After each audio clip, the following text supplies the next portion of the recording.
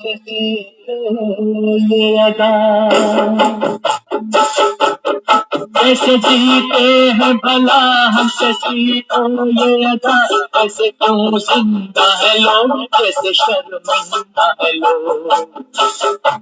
दिल पे सह कर सितम के तीर भी, पहन कर पाँव में जंजीर भी, रक्स किया जाता है। आ बता दे ये तुझे कैसे जिया जाता है, आ बता दे ये तुझे कैसे जिया जाता है।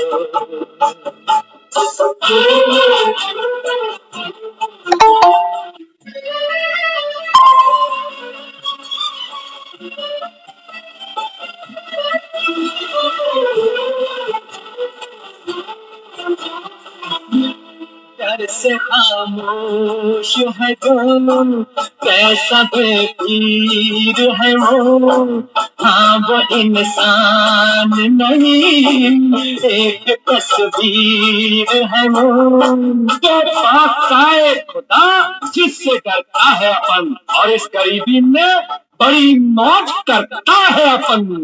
परेशानात सही गुल नहीं खाक सही, जिंदगी है लाजवाब वो बेवाह जना। खूबसूरती है जो दुल्हन सभी, दोस्त तो दोस्त है दुश्मन सभी, प्यार किया जाता है। हाँ बता दे ये तुझे कैसे जिया जाता है, हाँ बता दे ये तुझे कैसे जिया जाता है।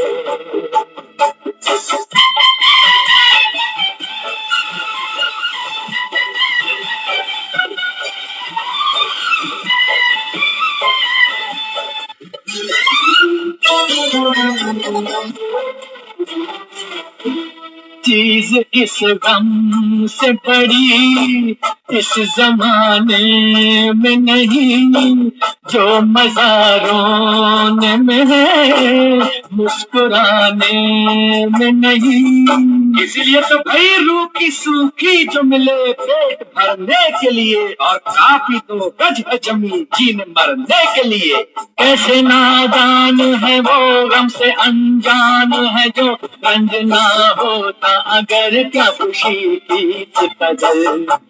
दर्द खुद है मसीहा दोस्त तो, दर्द से भी दवा का दोस्त तो काम लिया जाता है। हाँ बता दे ये तुझे कैसे जिया जाता है।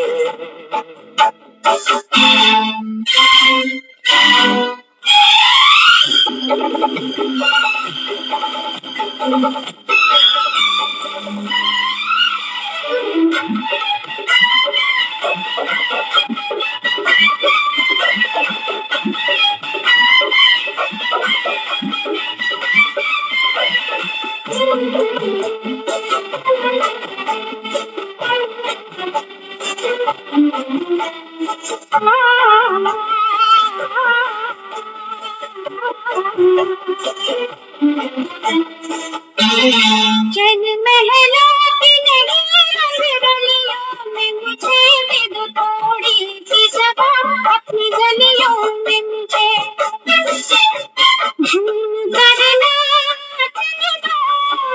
आज मस्ती में जरा, ले चलो साथ मुझे अपनी बस्ती में जरा।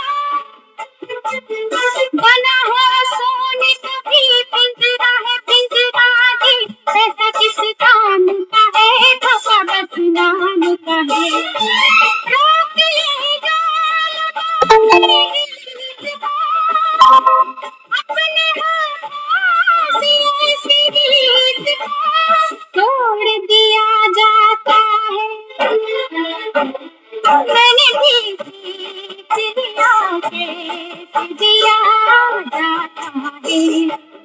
बता दे ये तुझे कैसे जिया जाता है। बता दे ये तुझे कैसे जिया जाता है। बता दे ये तुझे कैसे जिया जाता है। बता दे ये तुझे कैसे जिया।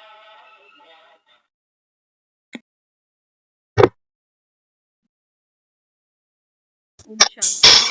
ओम ओम शांति शांति ओम ओम शांति। शांति। ओम ओम शांति शांति जी। है तो ओम बाबा शांति। संगम पर अपने बच्चों को यही सिखाता है कि आप बता दे तुझे कैसे जिया जाता है। बाबा कहते हैं कि बच्चे जीने के नाम पर तो दुनिया मरे जा रही, हम सामान साजो सामान इकट्ठा करे जा रहे हैं, जबकि जानते हैं कि जाना खाली आता।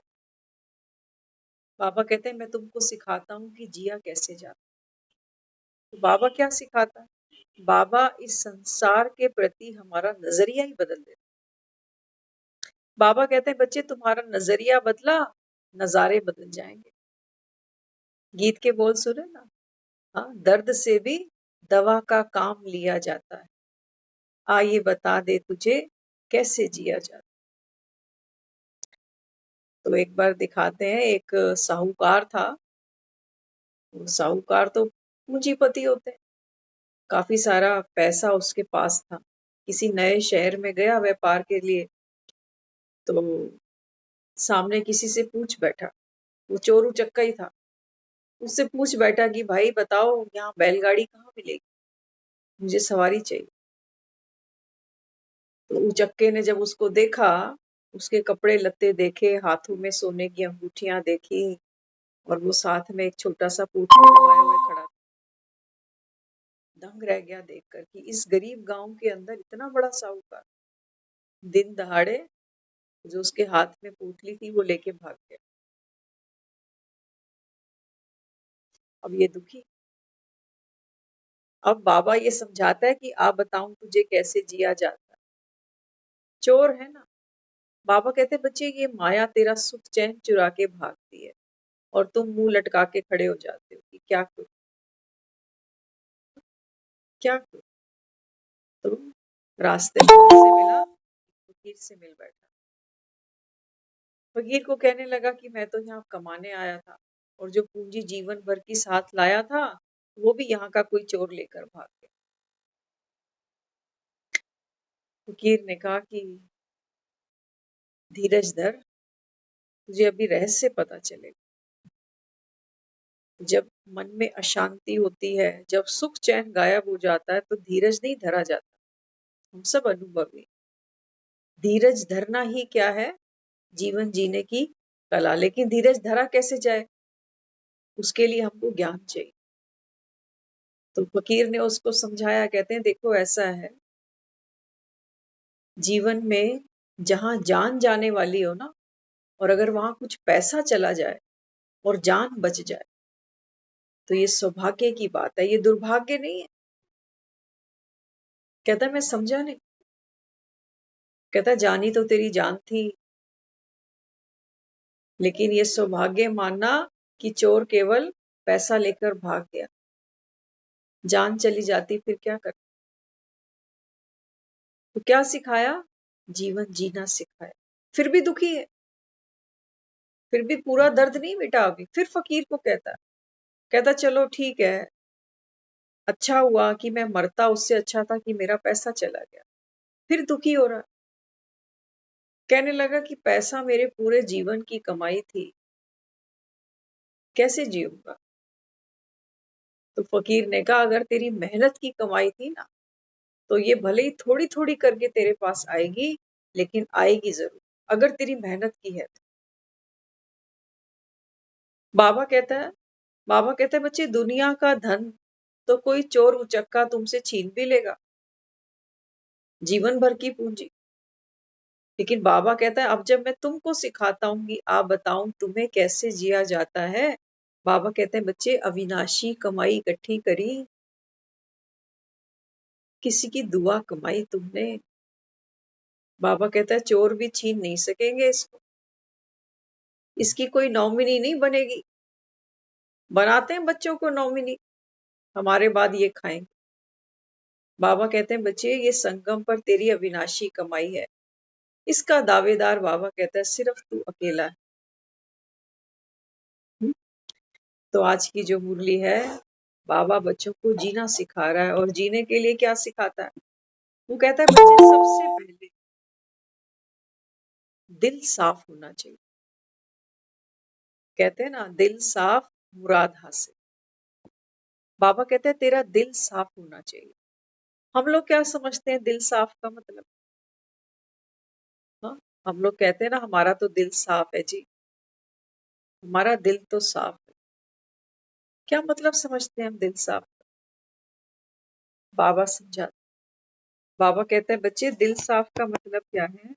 दिल साफ, कोई भी दिल पे पुराने संस्कार। दिल साफ का मतलब सुनना ध्यान से। बाबा कहते हैं दिल साफ का मतलब क्या है? कोई भी दिल में पुराने संस्कार, अभिमान, अपमान की महसूसता का दाग ना हो, ये चेक करना है। दिल साफ का मतलब वो नहीं है कि हम रोज मंदिर में जाके घंटियां बजाते हैं, लोग जाकर मंदिरों में हम जोड़ों की सेवा कराते हैं, वो नहीं।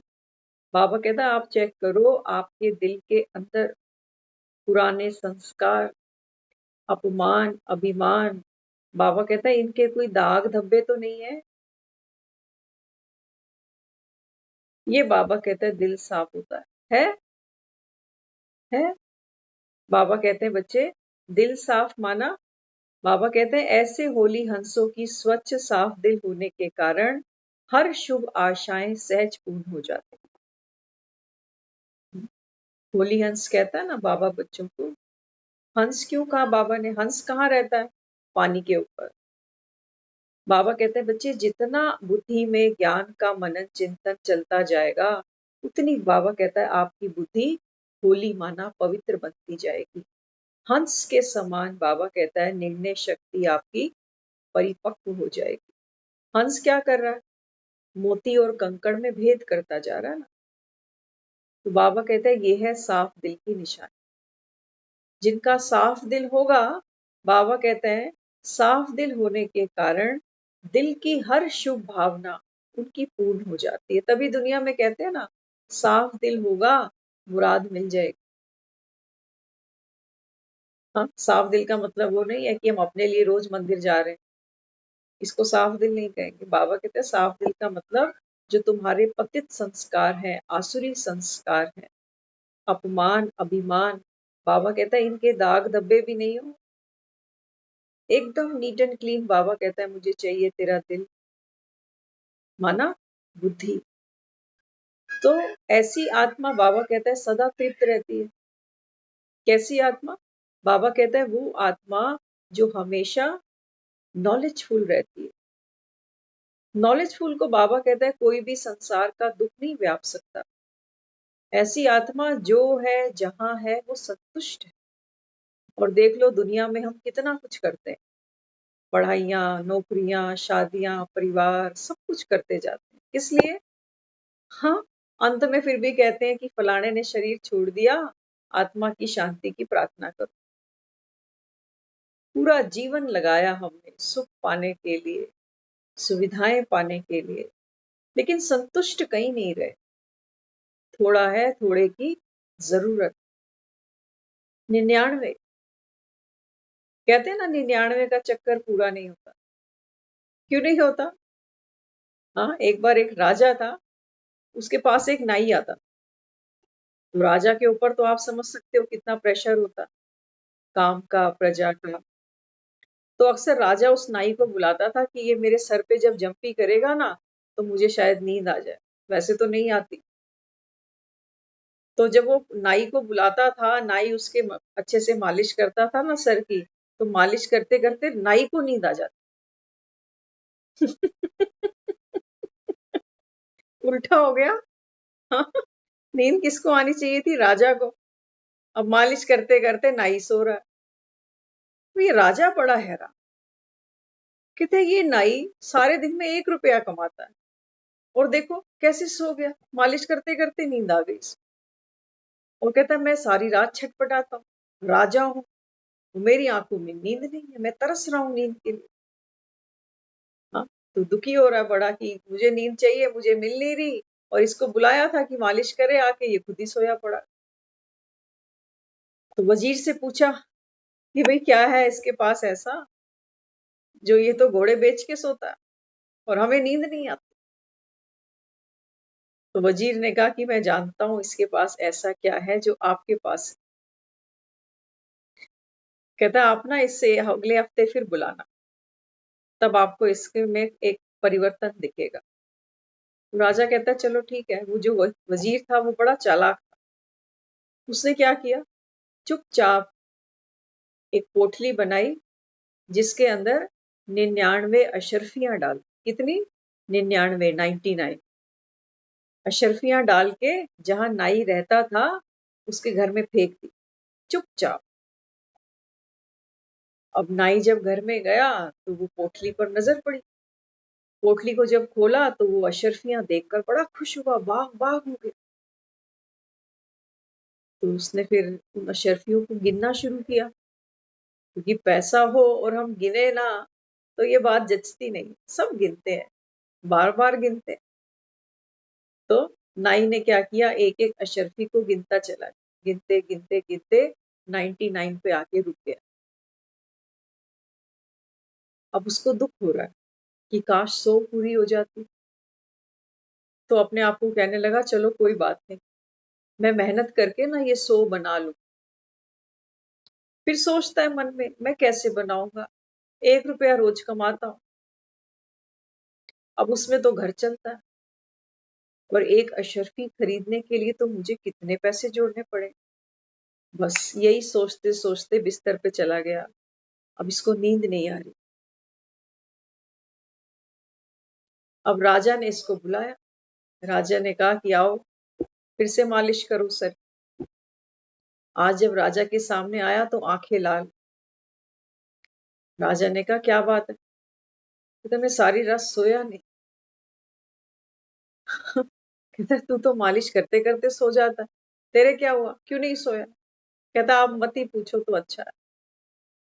राजा ने बोला बता दे, तेरा मेरा रोग एक ही है, नींद मुझे भी नहीं आती, और कल तक तुझे अच्छी नींद आ रही थी, लेकिन आज क्यों नहीं आ रही, आज मुझे बता।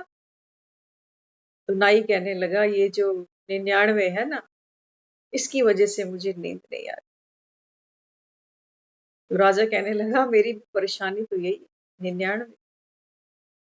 अब आप देख लेना, जो लोग हम में ऐसे बैठे हैं जो कहते हैं हमें नींद नहीं आती ना, ये व्यर्थ की बातें हम सोचते रहते। क्या हुआ, क्या हो रहा है जीवन में, आगे पता नहीं क्या होगा, जो प्लानिंग मैंने की, जैसा सोचा वैसा हो पाएगा कि नहीं हो पाएगा, ये सारा 99 है। ये सब 99। जो हम इसका मनन चिंतन करेंगे, हमको नींद अगर आएगी भी सही ना, क्वालिटी की नींद नहीं आएगी। और बाबा हमको यही सिखा रहा है, आ बता दूं मैं तुझे कैसे जिया जाता है बेफिक्र बादशाह बनकर। बाबा कहता है राजा की तरह जियो। क्या लेके जाओगे दुनिया से। हाँ, बैंक में अकाउंट खुलवाने जाते हैं तो वो पहले नॉमिनी मांगते हैं कि तुम मर गया तो ये पैसा किसको हैंड ओवर करेंगे, तब भी हमारी आंखें नहीं खुलती। हमसे पहले भी लोग ये करके चले गए, हमारे बुजुर्ग, आज हम भी यहीं खड़े हो। देखो बाबा कमाने को मना नहीं करता है कभी बाबा कि कमाना मत, नहीं। बाबा कहता है बच्चे, आत्मा की जो ब्यूटी है वो किससे है, कर्म से। आज की मुरली में सुना ना आपने, बाबा ने कितना बापू गांधी के ऊपर बताया कि बापू ने क्या किया अपनी श्रीमत से, श्रीमत तो नहीं कह सकते, गांधी ने अपनी मत से देश को आजादी दिला दी, दिलाई ना आजादी। बाबा कहता है वो भी कहता था कि स्वराज्य हमारा जन्मसिद्ध अधिकार। तो कितने कांग्रेसियों ने मिलकर जगह जगह भाषण किए, कितने क्रांतिकारियों ने अपनी शहादत दी, तब जाके भारत आजाद हुआ। बाबा तो यहाँ तक कह रहा है मुरली में कि आजादी क्या मिली और मुसीबत बढ़ गई। टमाटर 120 रुपए किलो।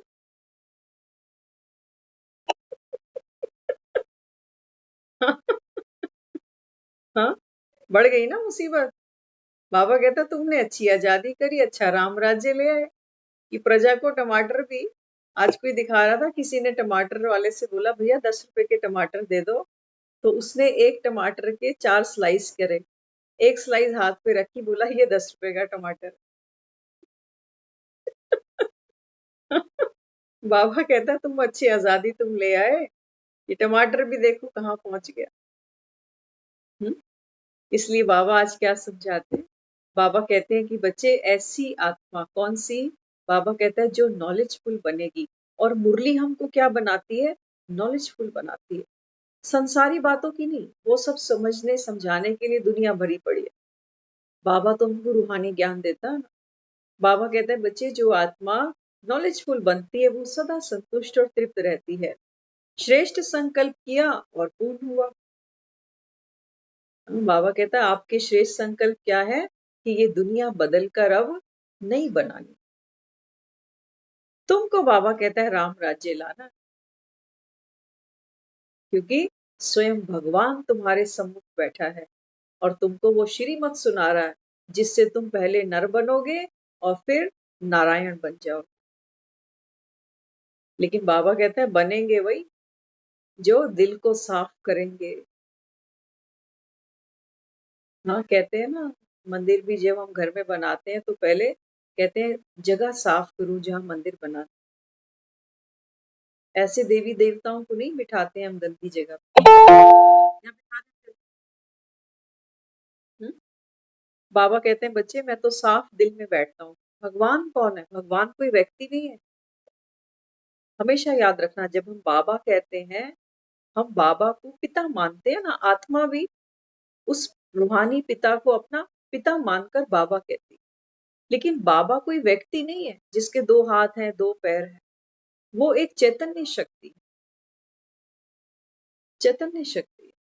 तो बाबा जब दिल में बैठा मतलब हमारी बुद्धि को, वो कहता है ना मैं बुद्धिवानों की बुद्धि हूँ, तो हमारी बुद्धि में जब वो श्रेष्ठ संकल्प टच कराता है ना, तो समझो वो बैठ गया। हमारे मन में किसी को देखकर दया आ गई, किसी पर तरस आ गया, किसी को सहयोग देने का मन कर गया, ये वो भगवान टच कर गया, बैठ गया वो भीतर आ, करा लेगा अपना काम। राम खुद अपना काम कराता है, करण करावन हार बन के ऐसे कराता है, हमको सिर्फ टचिंग कराता है और वो पावर हमसे निकलकर दूसरी आत्मा को सुख मिल जाता है। और वो दुआएं हमको देती है कि आपकी वजह से, आप नहीं होते तो हम क्या करते। और हमें खुद समझ नहीं आती कि इतना पंडित तो मैं कभी नहीं था, इतना साधु संत तो मैं कभी नहीं था जो मैं इसके लिए बन गया। हमें कुछ समझ नहीं आती, होता है ना कई बार। तो बाबा समझाते ऐसी आत्मा सदा तृप्त भी रहती है और श्रेष्ठ संकल्प करती है तो फिर पूरे भी हो जाते हैं। क्यों? क्योंकि बाप दादा को सबसे प्रिय, सबसे समीप, साफ दिल प्यारे हैं। भगवान को पढ़े लिखे चतुर सुजान नहीं चाहिए। बाबा कहता है बच्चे मुझे तो कौन चाहिए? गरीब। गरीब वो नहीं जो हम सोचे कि रोड पे बैठ के रोटी खा रहे हैं, वो गरीब। बाबा कहते हैं गरीब मान निमाणा बनना, पात्र बन, हम कुछ ग्रहण करने को तैयार हैं, इसको कहते हैं गरीब। हम सुनना चाहते हैं कि भगवान क्या देने आया, भगवान क्या सिखाने आया, इसको कहते हैं गरीब बन जाना, माना पात्र बन जाना। तो बाबा कहते हैं क्यों ऐसी आत्मा के संकल्प पूरे होते? क्योंकि बाबा कहता है भगवान को ऐसी आत्माएं प्यारी हैं जिनकी, बाबा कहता है, बुद्धि माना दिल साफ है, प्योर है। तो सरलता की निशानी फिर क्या है? दिल, दिमाग, बोल एक समान। बाबा कहते हैं बच्चे आपका दिल, आपका दिमाग और आपके बोल, देखो 3 चीजें होती हैं। कई बार हम बोलते कुछ है, ब्रेन कुछ और सोच रहा होता है और दिल में भावना कोई तीसरी होती है। 3 चीजें काम कर रही हैं अंदर। और सामने वाला क्या करता है, हमारे बोल को कैच करता है, क्योंकि दो चीजें सूक्ष्म है, वो दिखती नहीं है। तो सामने वाला क्या करता है, हमारे बोल को कैच करता है, कहता है आपने ऐसे क्यों बोल दिया। तो हम उसको जस्टिफिकेशन देने लगते हैं कि देखो मेरे बोलने का ये भाव नहीं था, देते हैं। तो बाबा क्या समझाता है यहाँ पर, बाबा कहते हैं बच्चे, जो आत्मा दिल की प्योर होगी ना, उसके बाबा कहता है दिमाग, दिल और बोल एक समान। मैनिपुलेट नहीं करेंगे हम चीजों को कि ऐसे नहीं था वैसे था, तुमने गलत मतलब समझ लिया, मेरी ये इंटेंशन नहीं थी, होता है ऐसा। इसलिए बाबा कहते हैं आगे तो बढ़ रहे हो, अब ध्यान से सुनना मुरली। बाबा कहते हैं बच्चे आगे तो बढ़ रहे हो, क्योंकि हम सब यहाँ पुरुषार्थ कर रहे हैं ना, हमारा ये जो एक एक जीवन का दिन बीत रहा है, ये हम पुरुषार्थ कर रहे हैं।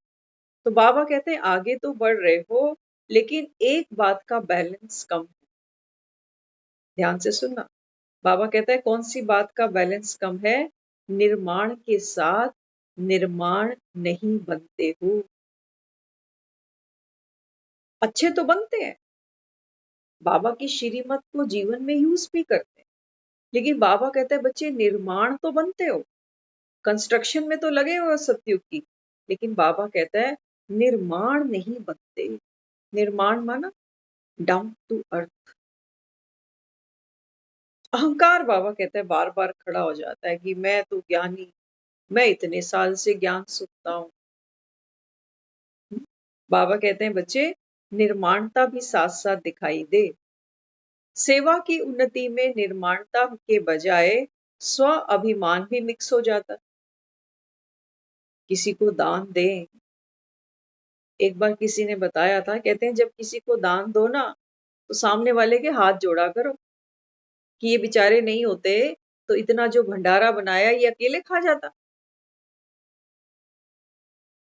दुनिया में ऐसे आपने बहुत से लोग देखे होंगे, राह चलते हुए जब कोई भंडारा बांटता है ना, तो राह चलतों को कहते हैं ये ले लो प्रसाद, तो वो हाथ जोड़ देते, देखे होंगे आप।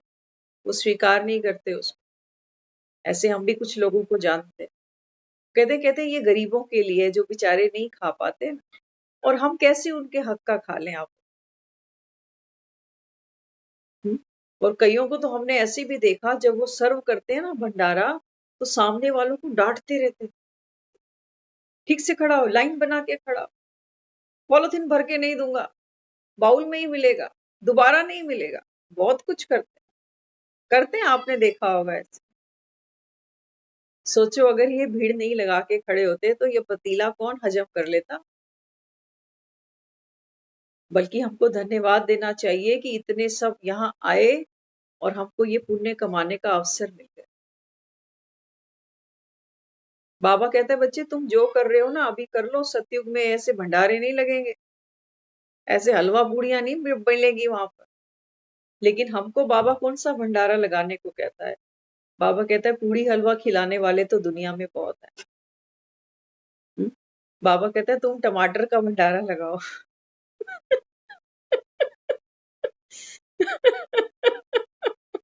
हर कोई आए, उसको 5-5 किलो टमाटर देते जाओ। हाँ, ऐसे कहता है बाबा। हाँ, टमाटर देख के गाल लाल लाल हो जाएंगे उसके, कहेंगे ये तो बड़ा दिल वाला है, ये माउंट आबू से ही आ रहा है सीधा अभी।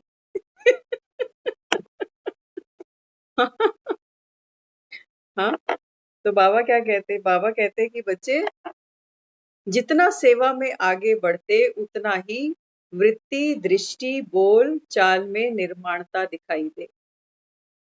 बाबा कहते हैं जितनी तुम सेवा करो ना, राम की सेवा कर रहे हो ना, और सब कौन हो, महावीर हो। और महावीर को कभी अहंकार नहीं आया कि मैं संजीवनी उठा के ले आया हूँ, राम पर एहसान कर रहा हूँ। राम में भी ताकत नहीं थी जो उड़ के संजीवनी ले आता। हमारे जैसा होता तो ऐसे शास्त्र बने होते। हाँ, कि राम के भी काम आया हूं मैं, अब देखो राम बड़ा कि मैं बड़ा, बताओ। हाँ, बाबा कहते हैं बच्चे सेवा करो, आपका बोल, आपका व्यवहार, आपकी इंटेंशन सब बाबा कहता है कैसी होनी चाहिए, डाउन टू अर्थ। लेने वाले को कहते हैं ना गुप्त दान दो।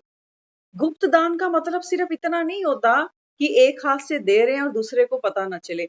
गुप्त दान का मतलब ये होता है जब हम सामने किसी की हेल्प कर रहे हैं ना, उसको एहसास भी ना हो कि मेरे ऊपर कोई एहसान करके गया है।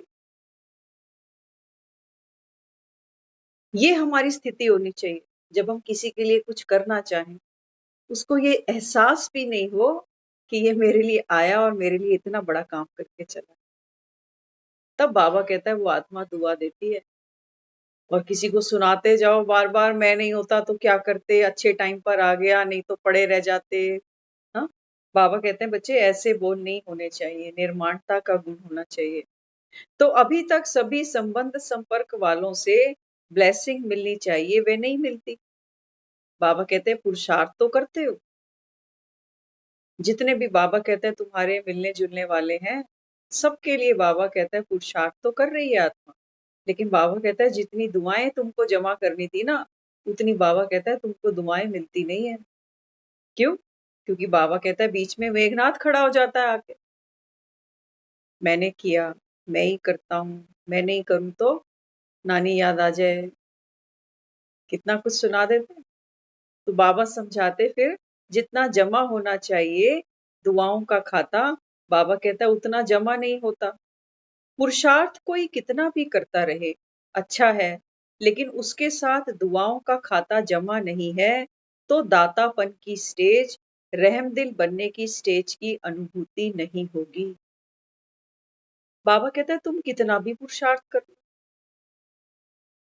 किसी को ज्ञान सुनाए, किसी को कोर्स कराए, किसी को योग सिखाकर आ गए, लेकिन बाबा कहता है बच्चे अगर वो सब करते हुए अगर मन में कोई अभिमान आ गया, तो बाबा कहता है फिर वो आत्मा उस एनर्जी को कैच कर, ये पता नहीं क्या समझता है अपने आप। इसीलिए बाबा कहता है बच्चे जब ज्ञान किसी आत्मा को मिलता है ना, तो अहंकार आने के चांसेस और ज्यादा ब्राइट हो जाते हैं। अज्ञानी को, चोर को कभी अहंकार होगा अपने ऊपर कि मैं चोर हूं? नहीं, चोर को अहंकार नहीं होगा। लेकिन कोई अच्छा कर्म करके आता है ना, तो देखो उसका अहंकार। तो इसलिए बाबा समझाते ये पुण्य का खाता जमा करना है, यह मार्क्स में एडिशन होती है। ये यूनिवर्सिटी है ना, बाबा बच्चों को रोज पढ़ाता है, नए नए पाठ लेकर आता है। बाबा कहते हैं बच्चे ये पुण्य का खाता तुमको ऐसे जमा करना है, ये ना हो कि मेहनत तो करते जा रहे हैं लेकिन पुण्य जमा नहीं हो रहे। बाबा कहते हैं जब पुण्य जमा करते हो तो नंबर एडिशन मिलते हैं। सेवा के साथ निर्माणता मिलनसार ये पुण्य का खाता जमा होना बहुत बहुत आवश्यक है। फिर नहीं कहना कि मैंने तो बहुत सर्विस की, मैंने तो ये किया, लेकिन नंबर पीछे क्यों? टीचर है ना, तो बच्चों को पहले से ही अलर्ट करता है बाबा। बाबा कहता है मैं तो तुमको पहले से ही बता रहा हूँ कि सेवा करो, लेकिन सेवा के साथ साथ बाबा कहते हैं निर्माणता का गुण होना चाहिए, मिलनसारता होनी चाहिए। हाँ, तो बाबा कहता है ये जो सर्विस करते हो ना, तो बाबा कहता है इसके तुमको नंबर ऐड होकर मिलते हैं। फिर बाद में नहीं कहना कि हमने पुरुषार्थ तो बहुत किया, सेवाएं बहुत की, लेकिन नंबर क्यों इतने कम मिले। बाबा कहते हैं इसीलिए वर्तमान समय ये पुण्य का खाता बहुत बहुत बहुत जमा करो। बाबा हमको धन बांटने को नहीं कहता, बाबा हमको नहीं कहता कि जाके लंगर लगाए हो, बाबा नहीं कहता तुम मंदिरों में जाओ और वहां झाड़ुएं लगाते फिरो। बाबा कहते हैं बच्चे यहाँ झाड़ू लगानी शुरू करो। आत्मा पतित है, आत्मा मैली है। हम क्या करते हैं, हम डूइंग सब करते जाते हैं, बीइंग की खबर ही नहीं। जब हमारी बीइंग अच्छी होती है ना, सतो प्रधान होती है, तो हम कोई भी काम करेंगे ना, वो हमारा पुण्य का खाता बनता जाएगा। भले ही वो अपने घर के लोगों के लिए हम 2-4 रोटियां ही क्यों नहीं बना रहे, हमारी स्थिति अच्छी होनी चाहिए। बीइंग माना हमारे मन की स्थिति, कि कार्य को करते समय मैं आत्मा कितनी खुशी का अनुभव कर रही हूँ। वो खुशी तो हमको नहीं होती, खुशी तो हमको नहीं। हाँ, तो इसलिए बाबा क्या समझाते, बाबा कहते हैं कि बच्चे ऐसे नहीं सोचो ये तो है ही ऐसा, ये तो बदलना ही नहीं है। जब प्रकृति को बदल सकते हो, एडजस्ट करेंगे, तो बाबा कहता है फिर क्या होती है, प्रकृति भी बदल जाती है। बाबा कहता है आप प्रकृति पति, मायापति बन रहे हो, तो बाबा कहता है कि आप दूसरी आत्माओं के स्वभाव संस्कार को एडजस्ट नहीं कर सकते हो, जबकि नॉलेजफुल बन गए हो। हर आत्मा निर्दोष है, हर आत्मा अपने अपने संस्कारों के परवश है। हर आत्मा, बाबा कहता है हर घर में 5-5 भूत बैठे हुए हैं। तो बाबा कहता है फिर तुम एडजस्ट नहीं कर सकते हो, तुम तो नॉलेजफुल हो ना। घर में कोई झगड़ा हो रहा है, एक झगड़ता है, दो और झगड़ने पड़ते हैं साथ में। कहते हैं हम तो चुप करवाने जा रहे थे, लेकिन चुप कराने के लिए भी चिल्लाना पड़ता है, क्या करें। तो बाबा बच्चों को समझाते, तो क्या ब्राह्मण आत्माओं को एडजस्ट नहीं कर सकते हो, अगेंस्ट को एडजस्ट करो। अंडरलाइन करना इसको। हाँ, बाबा कहते हैं बच्चे एडजस्ट किसको करना, अगेंस्ट को। अगेंस्ट क्या क्या होता है हमारे। हाँ, बाबा कहता है किसी का स्वभाव, किसी की इंटेंशंस। हाँ, बाबा कहता है परिस्थितियां, ये हमारे अनुकूल आती हैं कभी कभी। जो हमने नहीं भी सोचा वो समय जीवन में हमारे आज के खड़ा हो जाता है। तो बाबा कहता है वहां पर क्या पावर यूज करनी है, एडजस्ट करनी।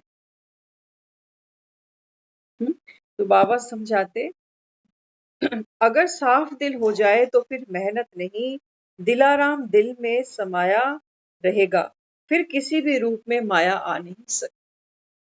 बाबा कहता है बच्चे इसके लिए तो मैं कहता हूँ कि रोज ज्ञान को सुनो, ज्ञान का मनन चिंतन करो। ज्ञान, बाबा कहता है बहुत जरूरी है संगम पर। बाबा कहता है ये तुम्हारे हर दर्द की दवाई।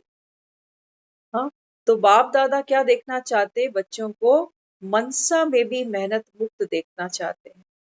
बाबा कहते हैं बच्चे मैं तुमको मेहनत करते अब नहीं देखना चाहता। बहुत मेहनत की, बाबा कहता है तुमने जन्मों जन्म। अब बाबा कहता है मन की भी तुमको मेहनत ना करनी पड़ेगी। कई बार लोग ज्ञान सुनते हैं ना, कहते हैं ज्ञान सुनना बड़ा अच्छा लगता है जी, लेकिन जब परिस्थितियां आती हैं, लोगों के साथ स्वभाव संस्कार टकराता है ना, तब चुप रहना बड़ा मुश्किल लगता है। ये मेहनत है, इसको बाबा मेहनत कर रहा है। ये मेहनत है कि वहां चुप रहना मुश्किल लगता है। क्यों? क्योंकि वहां अहंकार आ जाता है। मैं क्यों सुनूं, मैं क्यों सुनूं, मुझे क्यों सुना रहा है, मेरी क्या गलती है, मैंने क्या कर दिया, मैंने तो इतना किया। तो बाबा कहता है बच्चे वहां पर क्या यूज करनी थी, I am a peaceful soul. ये शक्ति है, बाबा कहता है तुम्हारी, ये कमजोरी नहीं है कहीं शांत हो जाना। क्योंकि चिल्लाने में तो सब माहिर है, लेकिन चुप रहना, बाबा कहता है ये पावर। और ये पावर ऐसा नहीं कि इमीडिएट कोई बात हो रही है इमीडिएट हम चुप हो जाए, नहीं। बाबा कहता है सारा दिन आपको इसका अभ्यास करना पड़ेगा। जो बच्चे ओलंपिक में भाग लेते हैं, सोचो किसी ने किसी रेस में कंपटीशन ही करना है ना, तो ऐसा नहीं होगा कि डायरेक्ट वो कंपटीशन में ही जाके रन करेगा, नहीं। वो रोज रोज प्रैक्टिस करेगा, तब वो विन कर पाएगा। तो बाबा कहते हैं बच्चे बीच बीच में छोटा छोटा इंटरवल दो अपने आप को, छोटी छोटी बातों में। मन ही परेशान हो रहा है किसी बात को सोच सोच कर, उसको बोलो मैं शांत स्वरूप। बोलो मन को, एक बार करेगा नहीं, मैं नहीं सुन रहा, मुझे तो सोचना है इसके बारे में। मन को फिर बोलो मैं शांत स्वरूप, फिर बोलो। एक बार बता रहे थे, एक छोटा बच्चा बता रहे, कहते हैं वो बच्चा ना जब भी कुछ मांगता खाने के लिए, तो कहता रोते रोते आता, दादू मुझे ये खाना है, मुझे ये खाना है। तो उसके दादा ने उसको बोला कि देख पहले तो ये रोना बंद कर, तू हंस के नहीं बोल सकता कि मुझे क्या खाना है, जरूरी तुझे रो के ही बोलना है कि मुझे ये खाना है। तो बच्चे ने क्या जवाब दिया, वो बोला देखो जितना मुझे रोना है ना उतना मुझे रोने दो। तो जब उसने बच्चे ने ये जवाब दिया, तो दादे ने फिर क्या किया, वो कभी उसको बोले अच्छा मोबाइल मोबाइल पे ये गेम खेल लो, ये टीवी देख लो, लेकिन रो नहीं। डिस्ट्रैक्ट किया उसके माइंड को कि बच्चा रोए नहीं। लेकिन बच्चे ने क्या जवाब दिया, बोला दादू देखो मुझे रोना है, मुझे रोना है, मुझे रो के ही चीज मिलेगी। हंस के नहीं मिलेगी, हंस के आप टाल दोगे, कल ले आएंगे, 2 दिन बाद आ जाएगी, अभी जिद नहीं करो। तो बच्चों ने क्या बनाया, इसको अपना संस्कार बनाया कि हम रोएंगे तो माँ बाप हमको ये चीज दिला देंगे। होता कई बार बच्चे हमसे कुछ मांगते हैं ना, हम टालते रहते हैं, और जब हमारा कोई खास मिलने वाला आता है, कोई रिश्तेदार मेहमान आ गया, अब बच्चा उसके सामने आ जाता है, मम्मी ये करवा दो जरा, अब माँ कैसे मना करे। इमेज रखनी पड़ती है, तो वो कहती है ले पैसे ले जा, कर ले। होता है ना, बच्चों को ले जाओ बाजार में, बच्चे जब कोई खिलौना देखते हैं ना, वहीं दुकान के आगे लेट जाते हैं, दोनों हाथ पैर ऐसे ऐसे चिल्लाते हैं, चाहिए मम्मी दिला दो दिला दो। तो अकेले होते हैं तो 2 थप्पड़ मार के उसको घर भी ले आते हैं, लेकिन जब साथ में कोई और होता है तो बच्चे को उठाते हैं, उसको डांट भी नहीं सकते, वो कह नहीं सकते जो मन भरा पड़ा है कहने के, कहते हैं अच्छा ले ले, रो मत, मेरी बेइज्जती मत करा इतने लोगों में। फिर मन मन में सोचते हैं तू घर चल, घर चल के तुझे सीधा करूं। होता है ना ऐसा। हाँ, तो बाबा बच्चों को क्या सिखा रहा है, आज सिखा दूं मैं तुझे कैसे जिया जाता है। बाबा कहते हैं जब तुम दूसरों के लिए सोच ही लेते हो ना कि ये रोंदू है, हम अपने बच्चों को कहते हैं ये बच्चा रोंदू है, क्या कहा उसको, हमने उसको दुआ दे दी कि जीवन भर रोते रहना ऐसे। तभी देख लो मंदिरों में जो भगत जाते हैं वो बेचारे रो रो के ही तो मांग रहे हैं मंदिरों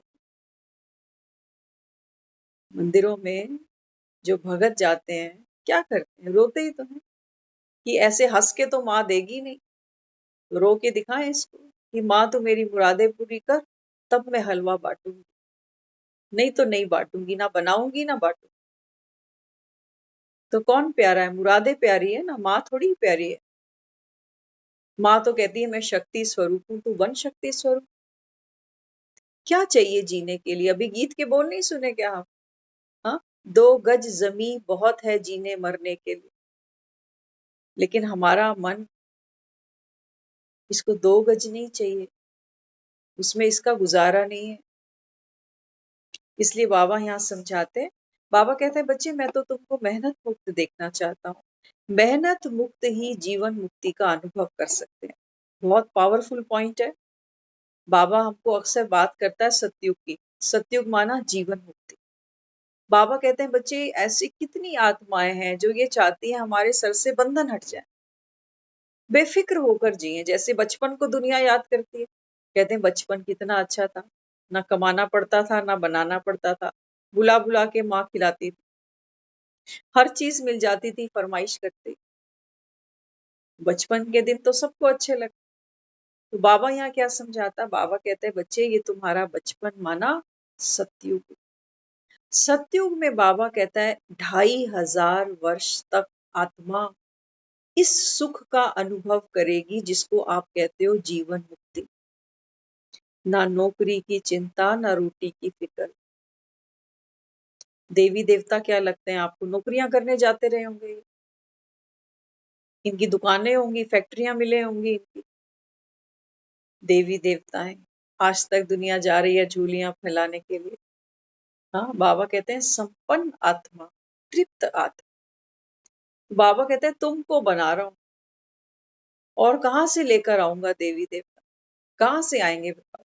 सतयुग बाबा कहता है आने वाला, कलयुग में बाबा कहता है तुम बैठे हो। अब इसके बीच में बाबा कहता है क्या हुआ, ये दुनिया में कोई नहीं जानता। रात के एकदम बाद सूरज नहीं निकल आता, बीच में कुछ और मिरेकल होता है जिसको हम कहते हैं ब्रह्मा मुहूर्त, अमृत वेला। बाबा कहता है इस समय में आता हूं, और गुप्त बाबा कहता है तुम आत्माओं को जगाता हूं कैसे, बाबा कहता है अज्ञान की नींद से, माया की मोहिनी से। बाबा कहता है मैं तुमको जगाता हूं कि बच्चे अब ये तेरा अंतिम जन्म, अब कर तैयारी, तोड़ पुरानी दुनिया से मोहब्बत। ये तैयार खड़े हैं शमशान में तिनके तोड़ने के लिए, ये काम तो जाते जाते तुझे अपने हाथों से करना। देखो दुनिया में ना हर काम की तैयारी होती है। कोई औरत अगर प्रेग्नेंट होती है ना, तो घर परिवार की उसकी दादी नानी वो ऊन के छोटे छोटे मोजे और वो सब बनाने लगती है, बच्चे की टोपी जुराबें कि बच्चा आने वाला है घर में। करते हैं, एक बच्चे के आने की तैयारी है जो अभी दुनिया में आया नहीं, उसके लिए टोपे जुराबियां बना रहे हैं। करते हैं, एक शादी पे जाने होती है, कितनी तैयारी करते हैं, सगन पे क्या पहनेंगे, शादी पे क्या पहनेंगे।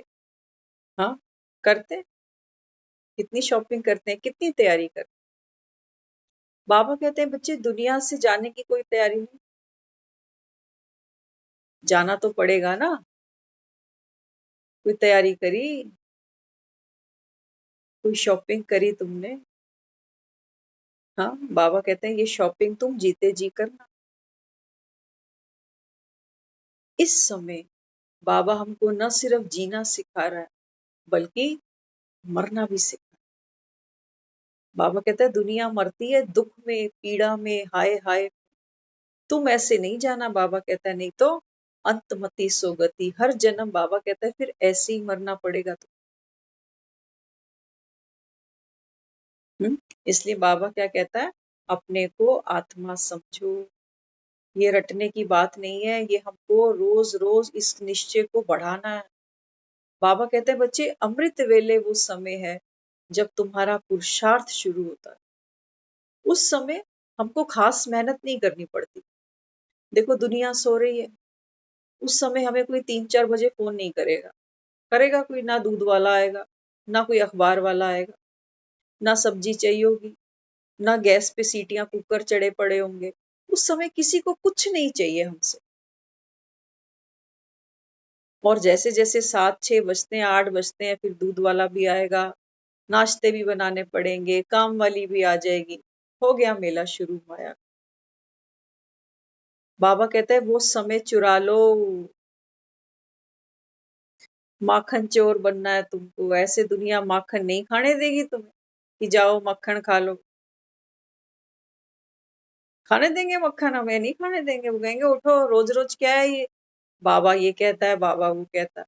अभी थोड़ी मरना है हमको, और जब मरेंगे तो मरेंगे, पीछे से भाई जी बैठकर कथा कहानी कोई सुना देंगे, हमें क्या करना। चलो हमारा बाहर घूमने का समय है अभी। बाबा कहता है बच्चे तुम्हारा दुनिया से टहलने का समय आ गया अब।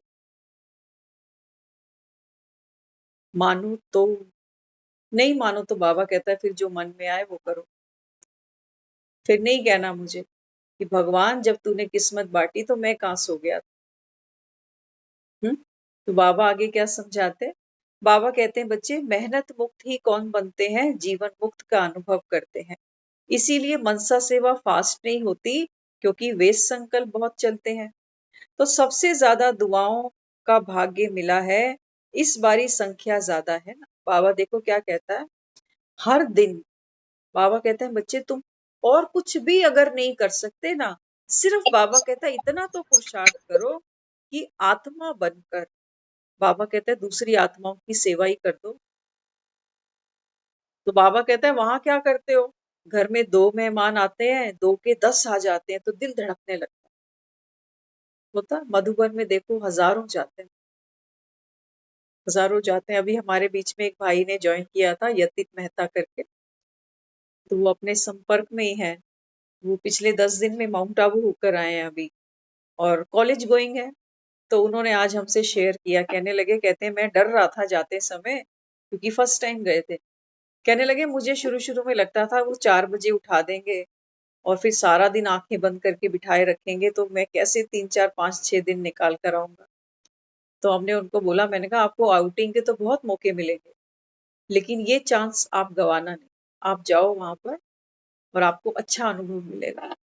तो आज वो फूले नहीं समा रहे थे बताते हुए, कहते मैं आपको बता ही नहीं सकता कि वहां मैंने क्या अनुभव किया। हाँ, कहते हैं वहां में जो हमको एक एक्ट्रेस भी बता रहे थे वहां आई हुई थी, कहते हैं वहां हमको स्टेज पर कितना परफॉर्म करना था, कितनी डिबेट्स में हमने पार्टिसिपेट किया। हाँ, तो वो बता रहे, कहते हैं जो खाना पीना भी था ना वहाँ का, कहते हैं इतना डिफरेंट वहां पर जो ब्रेकफास्ट मिलता है, कभी इडली, कभी ये, कभी वो। एक दिन कहने लगा राजमा चावल भी मिले थे।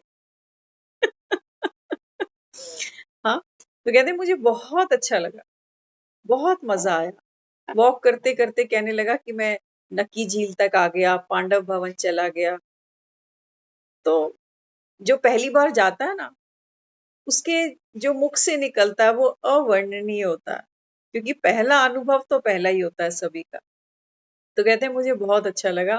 पहले तो मैं डर ही रहा था कि पता नहीं क्या क्या करा लेंगे वहां से, लेकिन कहते हैं बहुत अच्छा रूटीन था, बहुत अच्छा खाने को मिला और खूब मैंने एंजॉय किया उसको। हाँ, तो बाबा भी समझाते, बाबा कहते हैं बच्चे देखो माउंट आबू में हजारों लोग जाते हैं, कितने भाई बहन हैं जो दिन रात वहां अपना पाठ कर रहे हैं, कोई भंडारे में, कोई सब्जियों में, कोई पूड़ी हलवा क्या क्या वहां बनाते हैं, आप सबने देखा हुआ है वो सब, है ना, कितने बड़े स्केल पे सेवा चलती है।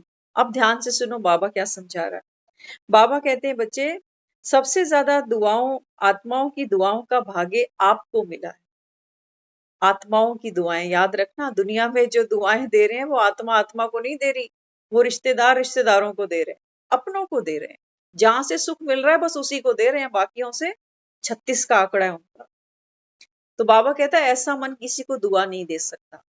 जो कहीं से दुखा हो, कहीं से हर्ट हो, वो अगर किसी को दुआ दे, वो दुआ कबूल नहीं होती, क्योंकि किसी के लिए तो मन में वैर रखा हुआ। कहीं से सब्जी जल गई और आप कहीं से हिस्सा निकाल के किसी को खाने को दे दो, वो क्या कहेगा नहीं कि ये सब्जी से महक अलग ही आ रही है? होगा कि नहीं होगा? हाँ, तो बाबा यहाँ क्या समझाता, बाबा कहते हैं देखो कल हमारे साथ ये हुआ। अब कोई है, पर्सनल चीजें हैं कुछ, लेकिन अनुभव के तौर पे जब बातें सामने आती है ना, तो हमने उनको एक चीज बोली। वो अपना जो मनी मैटर्स होते हैं ना, वो हमको देते हैं कि यहाँ से ये पैसे निकालने हैं, ये करना, इसको ये वो सब अपने को देते। तो हमने उनको एक चीज बोली, हमने कहा देखो आपके परिवार में सब आपको प्यार करते हैं, सब आपकी सेवा करते हैं। मैंने कहा ऐसा नहीं है कि आप अगर उनको ये काम दोगे तो वो कुछ रख लेंगे, ऐसा नहीं है। अपनी भावना सिर्फ ये थी कि जब वो परिवार है, वो परिवार के लोग भी फील करते हैं इस बात को कि हम बैठे हुए हैं, हमारे होते सोते ये हमको फोन करके बोलते हैं कि ये काम ऐसे वैसे, बैंकों का जो काम होगा वो हमारे जिम्मे है। तो हमने उनको ये चीज कल रियलाइज कराने की कोशिश करी। मैंने कहा वो सब जेन्युइन, बहुत प्यारे हैं, कोई हेरा फेरी नहीं करता, लेकिन आप हमेशा हमें आगे करते हो कि नहीं मुझे आप पर भरोसा है। उनका भरोसा वो जो सब पर किया जाए। तो मैंने कहा ये भरोसा आपका नहीं है, ये आप गलत दावा कर रहे हो, आपको मुझ पर भरोसा नहीं है। ये दावा उनका है जो आज इस दुनिया में नहीं बैठे हो। उनके जो हस्बैंड थे ना, वो हम पर भरोसा करते थे आंख बंद कर। अब उनके जाने के बाद ये करने लगे। मैंने कहा ये उनका भरोसा था, ये आपका नहीं है। तो मैंने कहा आप अगर इनको आगे करोगे ना, तो इनका भी दिल खुलेगा कि आप हमसे ये मैटर भी शेयर करते। नहीं तो वो सोचते क्या है, वो सोचते हैं खाना पीना इनको हम कराएं, कपड़े लत्ते इनके हम धोए, लेकिन ये मैटर्स ये वहां बाहर दे देते हैं। होगा कि नहीं होगा फील ये? तो उन्होंने हमको कल व्हाट्सएप पे 2-3 वॉइस मैसेज दे दिए अपनी क्लैरिफिकेशन के लिए। नहीं वो बहुत अच्छे हैं, वो खूब सेवा करते हैं, वो ऐसे वो वैसे, मैं उनका कभी भी ऋण नहीं उतार पाऊंगी, बहुत कुछ उन्होंने बोल दिया। लेकिन लास्ट में फिर ये भी बोल दिया कि इसके लिए मुझे आप पर भरोसा है बस। तो क्या किया, फल तो मीठा देखा लेकिन कीड़ा साथ लगा हुआ है उसका। भरोसा होता है, भरोसा होता है 100%, 50% भरोसा थोड़ी होता है। क्या कहते हैं दुनिया में किसी को कि हम आपसे प्यार करते हैं, लगभग लगभग कहेंगे किसी को ऐसे? कभी कहेंगे वो फलाना मर गया लगभग लगभग? मरा तो पूरा मरा, या तो जिंदा है या मरा है, बीच में क्यों अटका हुआ है? तो ये हम क्या करते हैं, ये ड्युअलिटी है, ये जो पर्सनैलिटी है ये ड्युअलिटी। बच्चे हैं, मैं कहती हूँ अगर कोई चोर भी हो ना, आप उस पर भरोसा करोगे तो आप उस चोर को भी साथ बना सकते हो कि नहीं अगले ने मुझ पर भरोसा किया है ना, मैं उनको कभी धोखा नहीं दूंगा। वो मजे की बात तो ये है, जब भी पैसों की कभी इधर उधर होती है ना, तो वो बच्चे ही मदद करते हैं। वो बेचारे खुद कहते हैं मुंह से आपको जो चाहिए आप हमें बताओ। वो अपना लॉस कर रहे हैं उन पर भरोसा ना कर, उनके बाप का कुछ नहीं जा रहा। वो तो समय काट रहे हैं कि ठीक है जितनी सेवा हमको दी है हम कर रहे हैं, लेकिन मन दुखता है अंदर से। क्यों नहीं दुखता? सबका दुखता है कि सब कुछ हमें हैंड ओवर कर रखा है और पैसे की बात आएगी तो इनको बुला लेते हैं। ऐसा क्यों? आएगा नहीं आएगा, लेकिन वो मानने को तैयार नहीं है। वो कहते हैं नहीं वो सब बहुत अच्छे हैं, लेकिन ये काम हम आपसे ही कराएंगे। सोचो ना। तो बाबा भी यहाँ क्या समझाता? बाबा कहते हैं कि बच्चे जब दूसरों से दुआएं कमानी है, बाबा कहते हैं वहां पर लोगों को देख के घबरा नहीं जाना कि इतने सारे लोग। होता है कई बारी कोई मेहमान बनकर घर में ही आ जाता है तो वही मन बैठ जाता है कि पता नहीं कितनी रोटियां बनानी पड़ेंगी, कितनी सब्जियां बनानी पड़ेंगी। टमाटर मुंह में वैसे ही महंगे हो गए, क्या खिलाएं इनको बिना टमाटर के। हम्म? तो आजकल मेहमान जब आएंगे ना टमाटर की थैली साथ लाएंगे, अब सेब नहीं लाएंगे ये। इसको कहना भैया टमाटर साथ ले आना, तब सब्जी खिलाएंगे तुम्हें। हम्म? तो बाबा समझाते खुश हुए तो दिल से वेलकम किया ना। बाबा कहते बच्चे कोई भी आत्मा, जरूरी नहीं है कि सब यहाँ दाल फुल्का खाने वाले आने वाले, कोई भी आत्मा बाबा कहता है आपके संबंध संपर्क में आए, बाबा कहता है उसको मिलकर आप खुश हुए। कई बार क्या होता है मुंह पर स्माइल करते हैं और अंदर कहते हैं कि ये फिर मिल गया, 15 मिनट खराब करेगा। कई बार आता है ये। हम अपनी बात बताएं आपको। सुबह सुबह जब निकलते हैं ना तो एक आध तो ऐसे हैं वो बंदा ही ढूंढ रहे होते हैं कि कोई मिले तो सही। और हमको वैसे ही इतनी जल्दी होती है उस समय। हाँ तो हम भी सोचते हैं कि भाई इनको गुड मॉर्निंग करके फटाफट भागेंगे। अगर हमने पूछ लिया आप कैसे हो तो 15 मिनट गए। क्या दुखी करना किसी से पूछ के आप कैसे हो, उनके दुख उनको याद आ जाते हैं। अब कोई सुखी हो तो सुख का समाचार दे ना, सभी दुखी है। हाँ तो बाबा क्या समझाते? बाबा कहते हैं देखो कोई मिले ना तो ये प्रैक्टिकल चीजें अगर हम करेंगे, आप बिलीव करना कई बार ऐसे एक दो लोग हैं जो सुबह हमको दिखते हैं, हमारे मन में उनके लिए कई बार संकल्प आता है कि मना कभी समय निकाल फुर्सत निकाल तो इनके साथ एक आधा घंटा बैठ। एक तो शरीर से दुखी, किसी को ऑक्सीजन लगती है, किसी को पैरालाइज्ड है। हाँ और बच्चे हैं नहीं, बच्चे नहीं है मजे की बात। एक बेटी है वो ब्याह रखी है, बेटे हैं नहीं। और जो बेटी के बच्चे हैं वो बहुत बड़े बड़े हैं, कॉलेज कर रहे हैं। कहते हैं बच्चे आजकल सुनते थोड़ी हैं, वो आते हैं अपने हिसाब से आराम करके चले जाते हैं। यहाँ उनको हम बुलाएं कि यहाँ डॉक्टर के पास जाना है वहां जाना है तो किसी के पास टाइम नहीं है हमारे लिए। वो यहाँ तक कह चुके, कहते हैं कि अब तो जीने का हमारा मन नहीं है, बस निकले अब तो यहाँ से, ये पड़ी है दुनिया यहाँ। इसी को तो बाबा नर्क कहता है, इसी को नर्क कहता है। तो बाबा यहाँ समझाते, बाबा कहते हैं तो दिल से वेलकम किया ना, अर्थात दुआ लेना। अब देखो हम हो सकता है वर्बली कहीं 15 मिनट नहीं खड़े हो सकते, लेकिन दिल से दुआ तो दे सकते हैं, दे सकते हैं कि नहीं? तो मन में कई बार ये चीज आती है, आज फिर ऑनलाइन भी आ गई ये चीज। कई बार लगता है कि जल्दी कर ले कि कुछ हो ना जाए इससे पहले, फिर बाद में पछताते फिरेंगे कि काश कुछ सुनाई देते इनको बाबा का। लेकिन मजे की बात आप समझना, ऐसी सिचुएशंस में ना ज्ञान अच्छा नहीं लगता। बाबा कहता है इस सिचुएशन में आत्मा को क्या चाहिए? सहयोग चाहिए, उसको हेल्प चाहिए, उसको सेवा चाहिए। और अब वो कौन करे बताओ? ज्ञान भी सेवा है, किसी को ज्ञान सुनाना ये सबसे बड़ी सेवा है। लेकिन वो ज्ञान सुनकर आत्मा अपने आप को इतना सशक्त बना तो सके। जब हमारा मन इतना अशांत होगा, दुख में होगा, ज्ञान की पुड़िया अच्छी नहीं लगेगी उसको।